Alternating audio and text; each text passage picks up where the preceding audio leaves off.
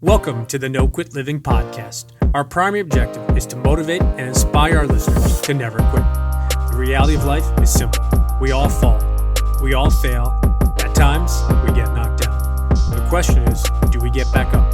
Are we stronger? Are we better prepared to attain the maximum of our potential? Thank you for joining our No Quit tribe. As you go for your greatness today, never quit. And remember, we rise by lifting others up.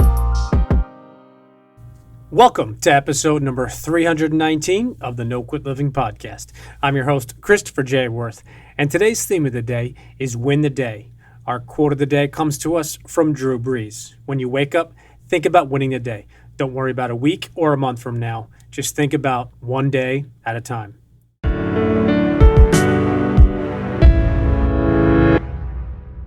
Happy New Year, and I hope 2021 is off to a fantastic start for each and every one of you. I'm excited as this is our first podcast of the new year, and our first guest happens to be someone that I've looked up to and enjoyed his books for quite some time now. But before we jump into that, I would like to extend my sincere gratitude and appreciation for everybody that has supported our book, The Positivity Tribe. I'm excited to announce that our paperback is officially available as of today, February 2nd, 2021. So go and grab a copy and help us spread some positivity in 2021. Our guest today has written 20 books, and it is an honor to have him on our podcast. My favorite book that Mark Batterson has written is Chase the Line, but his newest book, Win the Day, is excellent. I know you will enjoy hearing from Mark, and I hope you enjoy today's episode. Mark, I'd like to welcome you to the No Quit Living podcast. Hey, Chris, honored and excited to see where our conversation takes us. I think it's going to go in quite a few directions. And the first question I ask everybody, I know the answer, but out of respect for you, I'm going to ask you as well, is are you ready to positively impact at least one person today? I am absolutely ready. I was born ready, Chris. I knew that would be your answer in some shape. The number one objective of our show is to motivate and inspire listeners to never give up. And I was curious if you yourself have either a no-quit story or perhaps a really challenging time where you could have given up or given in, but you didn't. Yeah. The first thing that comes to mind is I'm a guy that suffered from severe asthma for 40 years. I mean, there weren't 40 days in 40 years I didn't have to take my rescue inhaler, slept with it under my pillow, played sports with it in my sock. Chris, I'm not a candidate to play college basketball, not a candidate to run a marathon a couple of years ago, but in fact, here's how I'm wired. Don't tell me to do it. That's demotivating. Tell me it can't be done. And that's motivating. And so there's a little backstory to that marathon that includes a miracle because I don't have asthma anymore. But I love doing things that people find impossible. It's just the way I'm wired. Just expand on that for a second, because I think that within itself probably could be like a 4-hour conversation. Because I do feel it is demoting, but as opposed to when you tell somebody, oh, you can't do it. And for me, being a 5'11" white guy, that was my entire basketball career. They would say, well, maybe not college basketball, maybe high school. And I was like, all right, tell me I can't play. Game on. Yep. Well, I did a couple of days with a life coach a few years ago. You identify defining moments, and there were 44 of them for me. Here is one that seems so minor, Chris, but it's not just a subplot. It's what I would call a signature story. I'm 4 years old, and my neighbor comes over and says, you can't ride my bike anymore. I'm like, why? Well, I took off the training wheels. Well, I march over to his house, hop on his banana seat bike, and I ride it back to my house and kick down that kickstand because do not tell me what I can't do. So since I was 4 years old, I've always needed a challenge. I've written 20 books.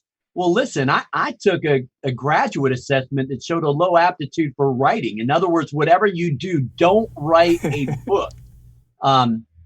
I'm here to tell you that I like doing things that people can't think I can't do. And by the way, just having a little bit of fun right here, but that's why my wife says, You can't do the dishes. You can't take out the garbage.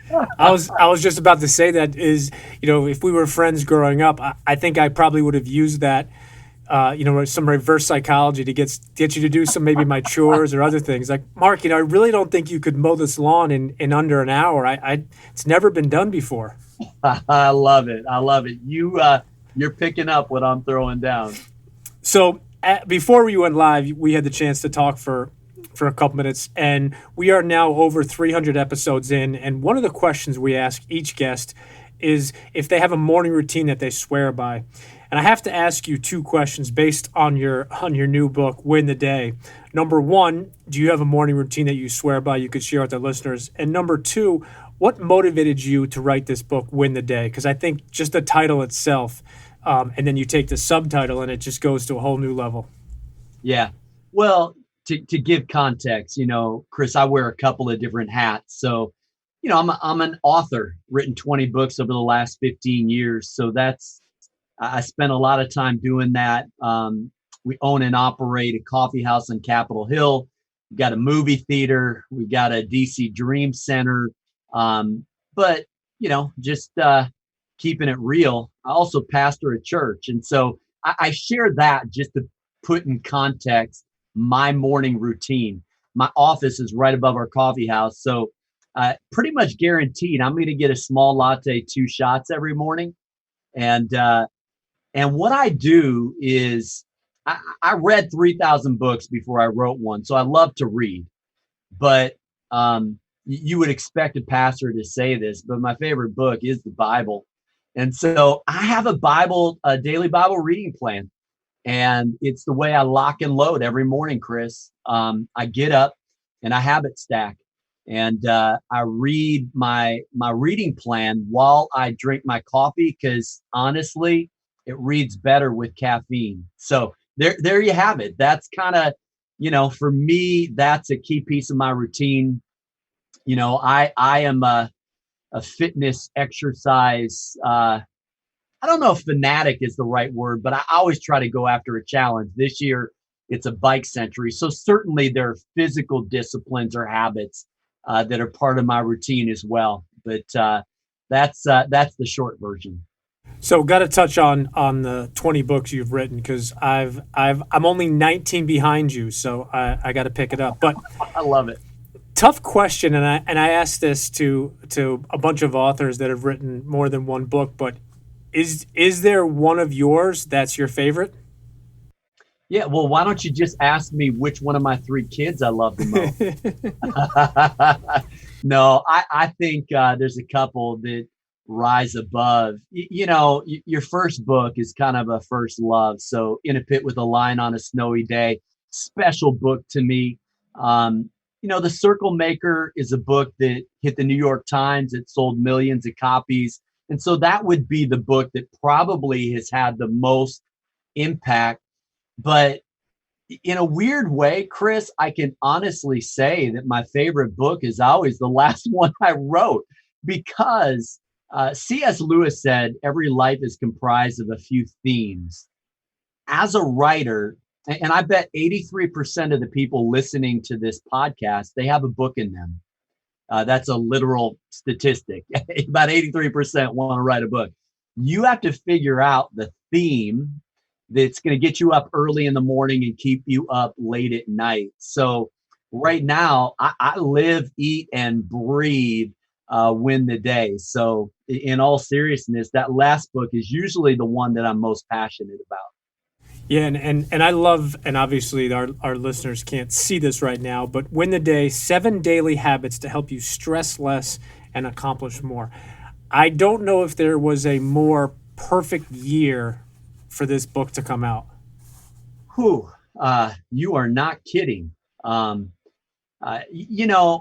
Everybody is ready for a reset. Tough year. In fact, those who lead anything, even those who lead a family for that matter. I think I saw a stat, 18% of leaders feel qualified to lead right now. I'm wondering who those 18% are, because all of us feel a little past our pay grade. But, what I do in moments like that, I go back to basics. I kind of hit the reset button. And for me, that's daily habits. And so, whatever goal you're going after, problem you're trying to solve, habit you're trying to break or build, I know exactly how it's going to happen. It's going to happen one day at a time. And so, there's this little question that is the key question. Can you do it for a day? And I know it sounds like a Jedi mind trick, but I really think there's a reason why 75% of New Year's resolutions fail in the first month. And it's because when you think in a 1 year timeline, you feel like quitting before you even start. You got to reverse engineer those life goals, turn them into daily habits. And those are the lead measures that are then going to get us where we want to go. And I know uh, a six pack may be 100 pounds away. um, but you do your age and sit-ups. Okay. Eventually, there's going to at least be a 2 pack or 4 pack, maybe even a 6 pack. I love that when you talk about and you break down habits and goals, and it is a little bit of a Jedi mind trick, but it's what can you do right now? And I think for me and a lot of my clients, when I do speaking, we talk about, or I talk about reverse engineering something. And for example, like you said, that six pack, if you look at that six pack and you're 100 or 50 or even 40 pounds overweight, it's very daunting. And the reality is you didn't gain 40 pounds in one meal. You didn't gain 40 pounds missing one single workout. It was one day, then the second day, then 3 bad days of eating, and you compound that. But I think what you said really, really hit me. And to your point about New Year's resolutions, I think we could all probably recite about 20 different statistics of, 88% of them are failed in the first week, or by, February 1st, you have, this chance. But goals broken down into daily habits, I think that is super important. And I wanted to pick your brain speaking about goals because I'm absolutely fascinated with both life goals as well as your personal life goals. And I know some people talk about these big bucket life goals, but how did that start for you? And if you wouldn't mind just briefly touching on the importance it has had in your personal life. Yeah. Well, you won't accomplish 100% of the goals you don't set. And so I am a big believer. Uh, Faith is being sure of what you hope for. And so you've got to know what you're aiming at. So I have a list of 100 life goals. And can I share, Chris, just two things that were game changers for me? Please do. One is the first list I came up with. I'm just going to be honest. It was pretty selfish. It was all about me, myself, and I. And what I did is I added a relational component to those goals, and it shifted the mindset. So why would I run a triathlon when I could do it with my 13-year-old son and have the joy of training together and then crossing that finish line together? Why not swim the escape from Alcatraz with my daughter? Now that's an adventure. And so I think shared goals are like relational glue, and adding a relational element to those goals were really a game changer. And I even timestamped some of them. I have life goals that involve my grandchildren. Well, newsflash, I don't have any grandchildren, but I'm trusting that maybe that day will come. And so I think the other big shift for me is those financial goals. Um, they used to be getting goals, and I shifted it to giving goals. And I really am someone that believes that joy is found on the giving side of life. And so our goal is to actually live off of 10% of our income and give 90% away. And we're not there yet, but we are well on our way. And it's a different mindset. And so, Chris, I think when it comes to setting those goals, you really do have to check your motives, because there's some goals that you would be better off not achieving. So make sure you're setting those right targets to go after. Yeah, and I think that that's really important. And a follow-up question I have to you is I've really taken a look at goals for the past year and a half and really taken a deep dive into why they are accomplished, why people succeed, why some people fail. And for me, one thing that was common was the power behind actually writing them down, putting a pen to paper. If you wouldn't mind just touching on that for a minute. Yeah.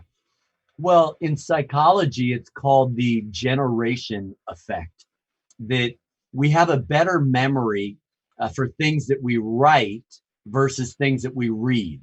And I know we probably didn't need a psychologist to tell us that, but there is power in writing down those visions. And it's why my journal, Chris, it's a combination. It's a dream journal, prayer journal, gratitude journal.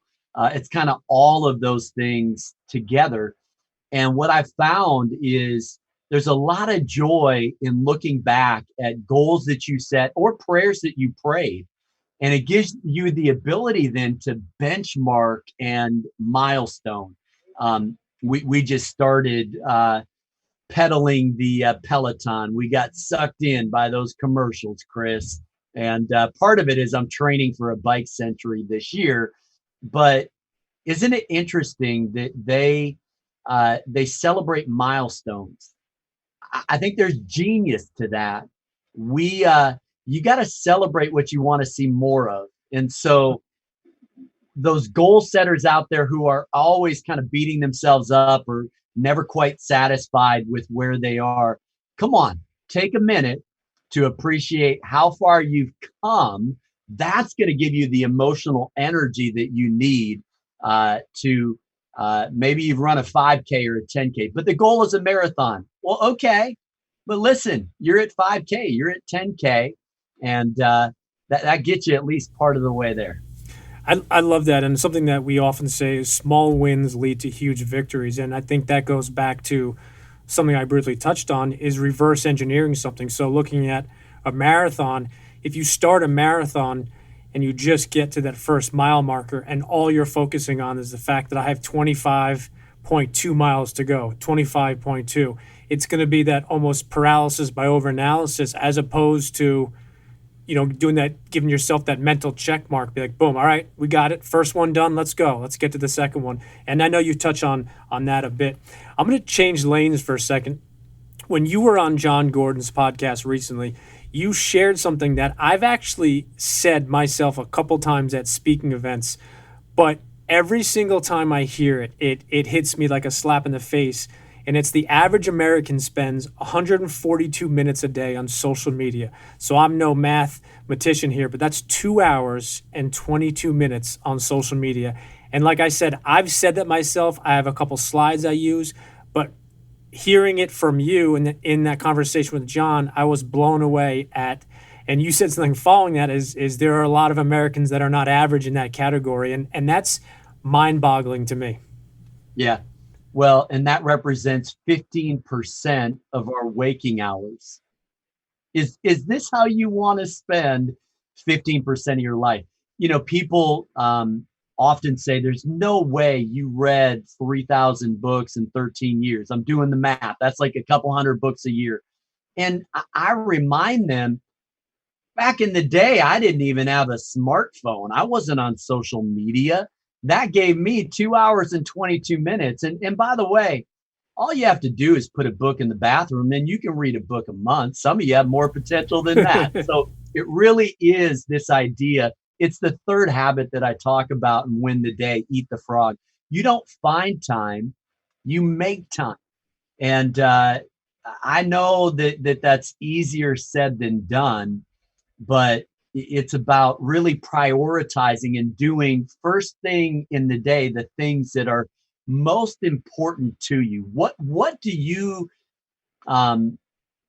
really want to get done today? If you don't do it first thing in the morning, good luck, because you are not going to find the margin at the end of the day. I think you don't find time, you make time. And I think that's so powerful. But you bring up a good point about it's a choice we make. Are we going to sit on our phone? And I've had some incredible guests, and near the end of last year, a bunch of them had spoken about the difference of consuming social media versus creating it. And I remember I took some notes during a podcast interview, and I made a choice and I made a decision, and I set a goal for myself the end of the year and the beginning of 2020 throughout this year is I want to consume way less on social media.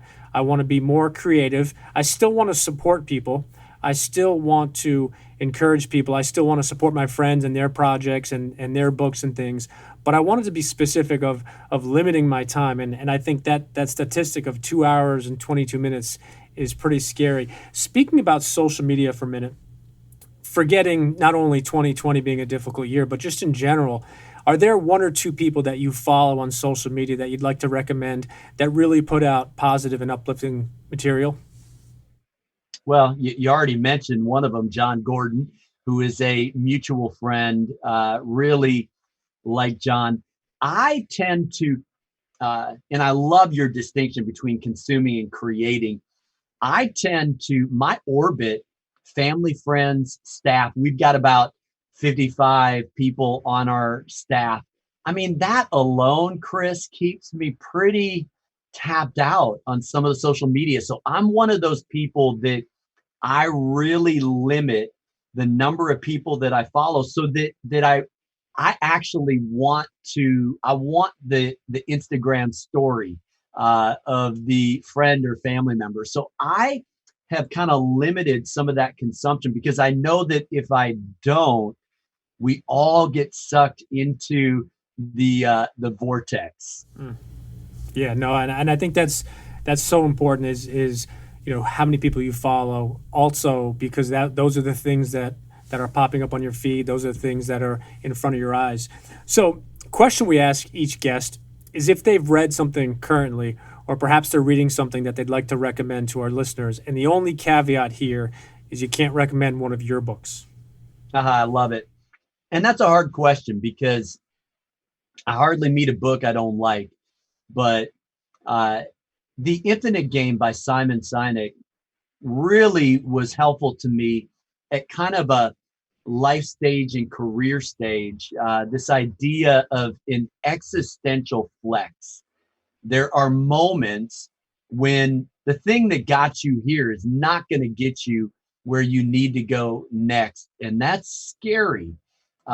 You know, and sometimes it's a career change, sometimes it's a geographical move, sometimes it's a shift in relationship. Those are when the tectonic plates shift, but sometimes you have to intentionally engage in what he calls an existential flex. And I love that idea. I just believe in long obedience in the same direction. You play the long game, and that's going to be the thing. Well, Albert Einstein called compound interest the eighth wonder of the world, and we tend to think finances. No, no, no, no, no. Habits. Habits are where the compound interest really makes the greatest difference. So speaking of habits, and I couldn't agree more. I think habits are the foundation for anything, whether it's improving something, doing something less, doing things better. Is there one thing in addition to one day at a time that maybe you could recommend to our listeners to help them either set a new habit or maybe change a habit? Yeah. A few people recently have been talking about this idea of habit stacking.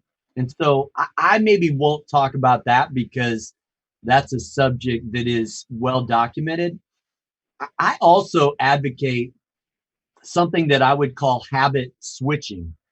And what I mean by that is this: you can't just stop doing something. Uh, it, it may work for a week or two, but you've got to replace that bad habit with a good habit. And so, Dr. William Glasser in the 70s wrote this book, Positive Addiction. It's a brilliant book. This idea that, not all addiction is bad.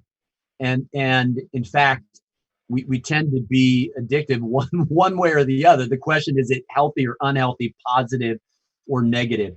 And just a simple example, um, you know, there's more negativity in the world than what we need. I think is that fair to say, Oh, Chris? I Um, could not agree more with that. yeah, I mean, there's just a lot of complaining and criticizing, and I'm someone that just believes quit criticize by creating. Michelangelo said that. And so here's what I would recommend. If you want to quit complaining, you can't just stop complaining. Start keeping a gratitude journal in every single day. Write down one thing that you are genuinely grateful for, and here's what will happen. And this is the first habit in Win the Day. And we tend to think habits are these external things that increase productivity and proficiency, but it's the internal habits, the mindsets that really make the biggest difference. And so if you want to flip the script, look for something to be grateful for every day, because what it does is it sanctifies the reticular activating system, the part of the brain that determines what we notice, what goes unnoticed. And over time, give it a month or two or 6 or 12, you're not a complainer anymore. No, you're someone who is profoundly grateful for anything and everything in your life. And so I think a little habit like that is one of those habits that you reference, Chris, that make a big difference over time. For our listeners, I hope you took some of that. Maybe go back and rewind. But Mark touched on some really powerful things, and I think for me, I had a friend a couple years ago that was going through some challenges with drinking and some drugs, and really, to your point of a habit. And what he ultimately did was he replaced both of those with smoking cigarettes, and it was kind of that shift. And then ultimately, he was able to create more of a healthy habit. But it's really important, and I've never heard of that the way you said about habit switching. But to your point, it's so powerful. Take one bad habit, or take a habit that you don't really like maybe, and switch it with something else. But what you said after that was just as important, if not more important, is do it for a week, a month, 6 months, 12 months, and now all of a sudden you're not a complainer, or you no longer have this habit because you've replaced it with this one. So I'm really, really glad you touched on that. I know you know the famous quote by Jim Rohn: "You are the average of the 5 people you spend the most of your time with." If I could put you around a table to have dinner with any 5 people, dead or alive, who would you pick? Wow. And you didn't prep me for this. I did not, and that's why I said to you prior that there'll probably be 1 or 2 questions you haven't been asked. Yeah, dead or alive. Oh, Teddy Roosevelt's at the table. I guarantee that. I've read about 7 bios, my favorite president, and he was the rough rider. I would say Malcolm Gladwell. I love the way that he cross pollinates across disciplines. Um, I might, just as a guy that grew up in Chicago and played some college basketball, probably Michael Jordan's at the table, Chris. He's at my table. Yeah. I live and work in DC, so I may not add any politicians at the present time, but I am intrigued by entrepreneurs, and so um, maybe Dan Barber. He's a restaurateur, celebrated chef on Chef's Table, kind of interested in his entrepreneurial instinct. Does that put me at 4? That's 4. All right. Why don't we just throw in TD Jakes? I like TD. He pastors a church, but he makes movies and a lot of things in between. And so there you have it. No, as a pastor, no Jesus at the table? Oh, he's always at the table. Okay, Chris. just making sure.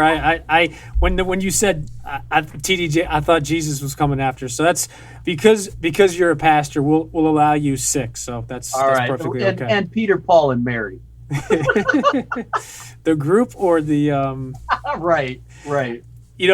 I don't share my 5 because it's not about me. It's about the guests, but I will share one. Michael Jordan has 100% and always will be one of my 5, just because I'd love to pick his brain. So We're going to switch over to what we call our hot seat questions. And the only request we have of you is you spit out the first thing that comes to mind. Okay. You have one last meal. You can pick absolutely anything. What do you pick? Malnati's Pizza, Chicago. Favorite smell? My first smell I remember, lilacs. Favorite sport? Football. Ooh, all-time favorite team? I got cheese in my blood. Green Bay Packers. Favorite movie? Rocky IV. That is a great movie. Favorite author? Might be Malcolm Gladwell. What is the favorite app you have and use on your phone? Time Hop. And what is the background picture on your phone? Glacier Point, Yosemite. Excluding the Bible, all-time favorite book?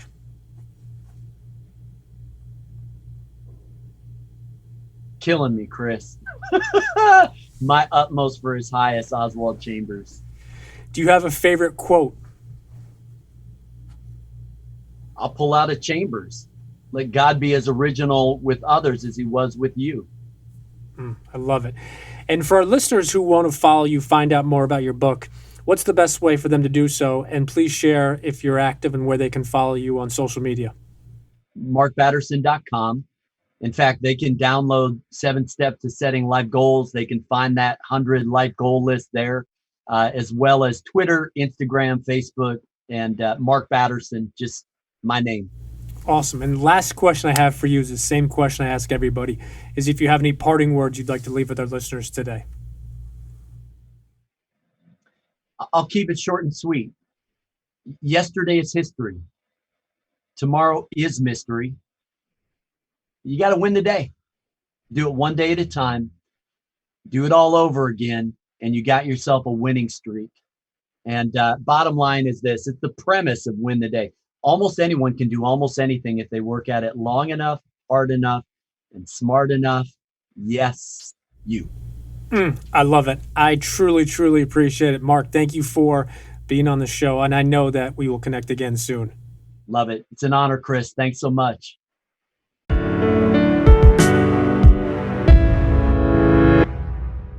Thank you for listening to episode number 319. I had a blast speaking with Mark, and I hope you took some notes. I wanted to touch on a couple things that Mark said. When it comes to habits, it's one day at a time. And when it comes to goals, the key is to turn them into daily habits. Mark spoke about his life goals. And to end today's episode, I would like to challenge each and every one of you to take the time to put your own life goals down on paper. These goals should be for you, and they should both inspire the heck out of you while they scare you as well. Let's all dream big in 2021. And remember, we rise by lifting others up. And lastly, to our listeners, thank you. We truly appreciate your time, and we hope our episodes inspire you to keep on attacking life and never giving up. To quote Dr. Norman Vincent Peale, it's always too early to quit.